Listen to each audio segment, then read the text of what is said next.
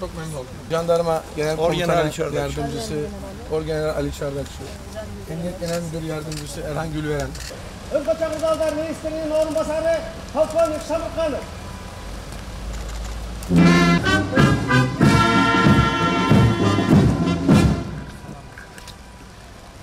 Salamat Sınar Bey.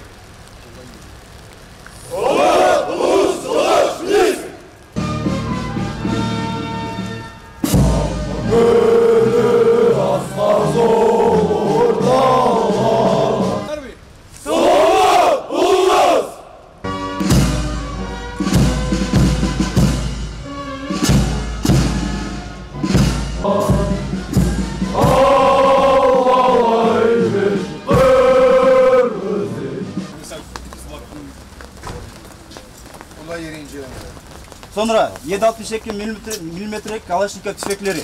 Kalaşnikov. Evet. Özel sessiz tüfekleri. 7.62 milimetre Dragunov tüfeği. Dragunov. Evet, evet. Sonra Tikka. Polis noktası diyoruz burada. Endeni hizmet koşuyor. Türkiye'ye Ahmet Sami Doğan'ın elçiliğine yetkili birisi.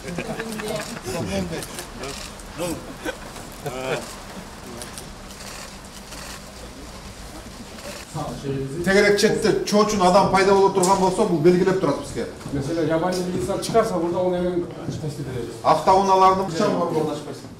Bu degen atayın güç mühletте turat turgan Центр оперативного управления.